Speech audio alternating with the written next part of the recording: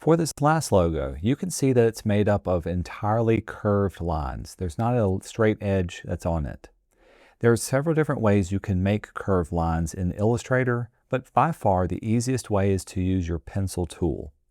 If you haven't done so already, make sure you've got a layer for logo 3 and all the others are locked down. And let's go over and find our pencil tool, which is hiding underneath all of your shapes. And if you don't see it, it may be hiding underneath your paintbrush tool. The keyboard shortcut is N.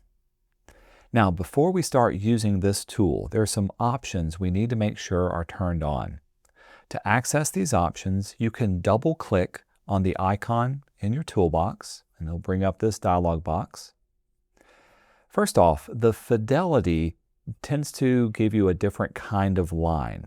If you want a more accurate and highly detailed line, pull your fidelity closer to the accurate side. That'll give you small details.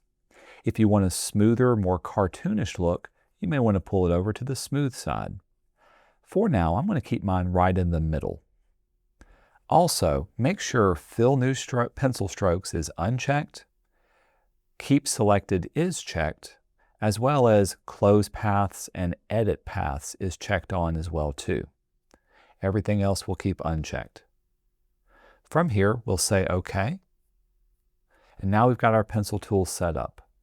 Finally, we can go to our Properties panel. Make sure the fill color is set to none and the stroke color is set to red with a 1-point stroke. Now, this tool works best if you zoom in real close so you can see what you're working on. All you need to do is to click and drag carefully along the edge of whatever you're tracing. When you reach a corner, go ahead and stop and let go of your mouse. You can see how it makes the line. To keep drawing with the line, make sure you hover over that last anchor point and you'll see your cursor change to have a little line to it. This means it's going to add on to the line. Now you can click and drag again and continue to draw. And when you let go, you see how it added on to that line. Let's keep going and do it for the rest of them. Click and drag just a little bit, and then click and drag just a little bit more to get it to fit. As you drag, take it one step at a time. You don't have to rush through it, but you also may need to move your cursor around. At any time, you can hold your spacebar down and move everything into place. Click and drag and move up, and then stop whenever you see a major corner. If you get off by just a little bit, or if there's a little wavy edge, don't worry about it. We're later going to go on and we're going to fix those edges. If you start to draw and you make a major mistake, like you can see how I got way off right here, here's another fun thing about the pencil tool.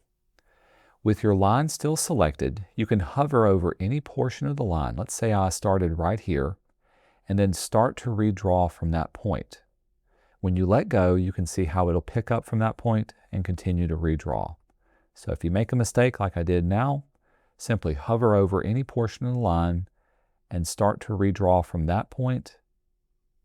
And when you let go, it will automatically update your line. Take some time now and go over the entire outline, the outer edge of your skull.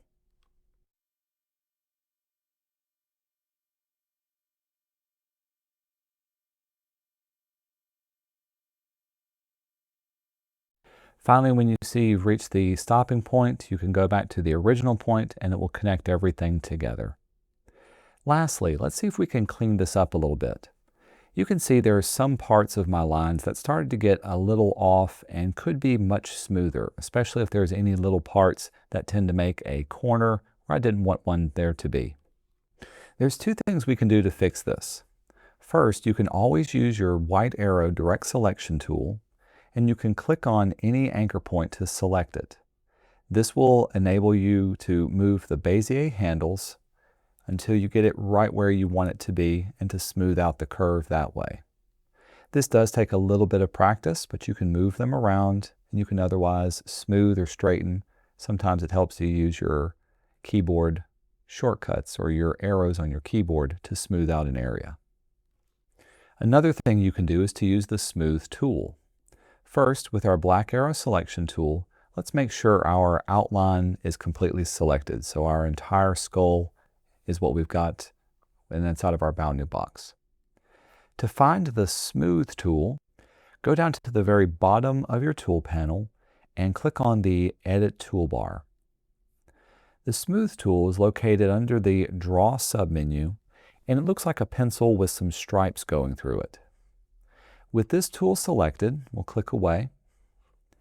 This allows you to click and drag along a line to smooth it out. So if there's a bunch of bumps here, I'm simply going to click and drag. It doesn't have to be perfectly on it. And when I let go, it may take multiple passes. It will start to smooth out that particular section and get it looking nice. Let's do the same up here. So in this case, it smooths it out. If you get little bumps there, you can smooth out these points as well.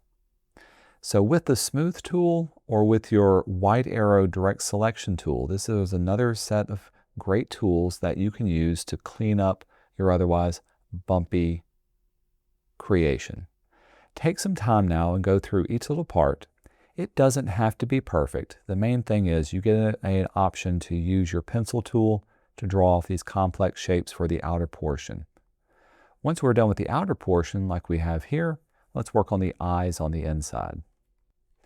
To make those eyes, once again, let's choose our pencil tool. Let's zoom in so we can see those well. Let's draw off one eye. I like to start in the corner and click and drag. Just remember to make frequent stops, especially where there's a corner or a definite edge.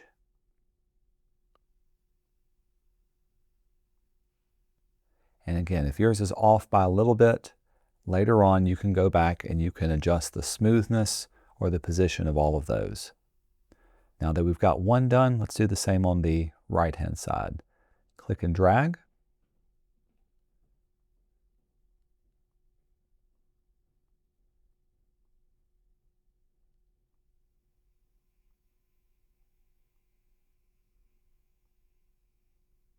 And there we have that.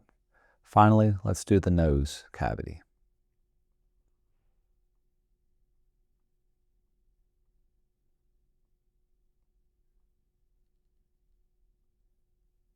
And there we have all the different shapes. As complex as that was, one tool was able to draw all of them. The last thing we need to do is to turn this into a compound path. I'm going to click and drag over all the pieces with my black arrow selection tool, go up to Object, down to Compound Path, and choose Make. From here we can swap out our fill and stroke color to fill it in. Now that we're finished with all three of these complex advanced shapes, let's go over to our Layers panel. We'll lock down Logo 3, select our template layer, and let's go down to the little trash can to delete that layer. We'll say yes to that. One last time, if you haven't done so already, you can go to File and save your work and upload it to the class page.